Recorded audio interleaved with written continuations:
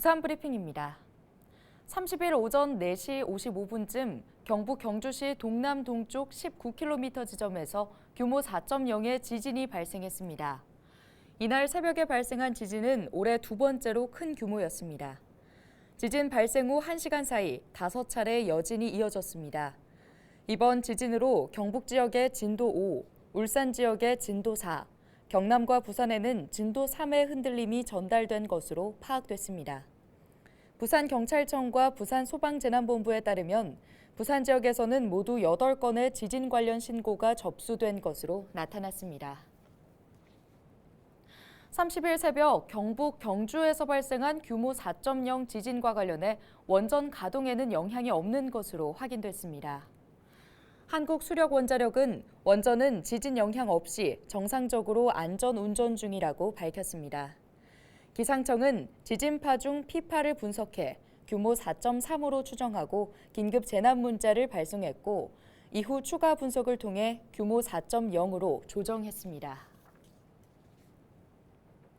지난 9월 같은 기간과 비교해 역대 최저 수준의 출생아 수를 기록한 부산은 10월 인구 1,199명 순유출된 것으로 나타났습니다.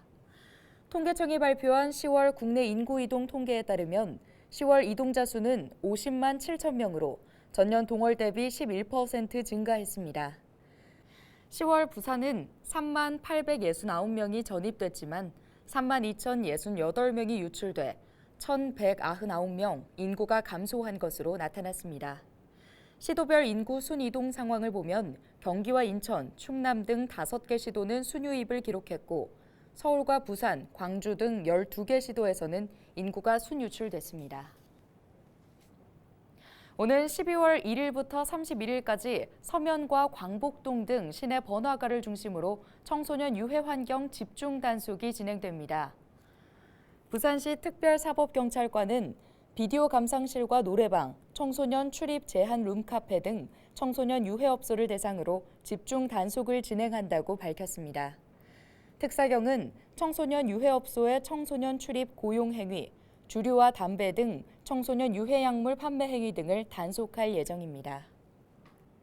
코로나19 기간 동안 관광업계는 전례 없던 위기를 겪었습니다.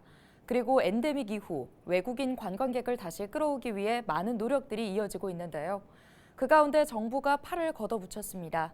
내년부터 외국인 관광객 사후 면세 한도를 2배로 상향하기로 했습니다. 관련 내용 자세히 알아보겠습니다.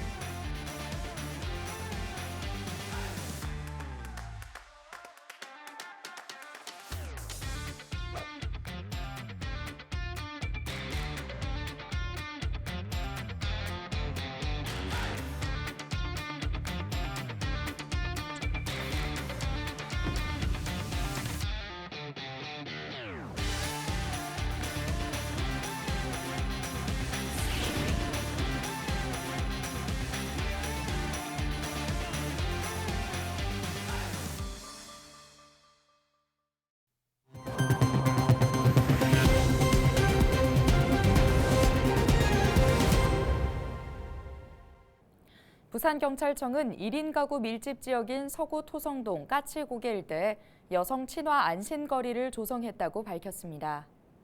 안심거리에는 CCTV와 비상벨, 안심거울 등 범죄 예방시설물을 설치하고 골목길 가로등 밝기 조정 등의 환경을 개선했습니다.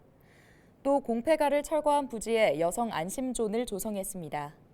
부산자치경찰위원회는 효과적인 범죄 예방 환경 개선 사업을 지속적으로 추진하겠다고 밝혔습니다.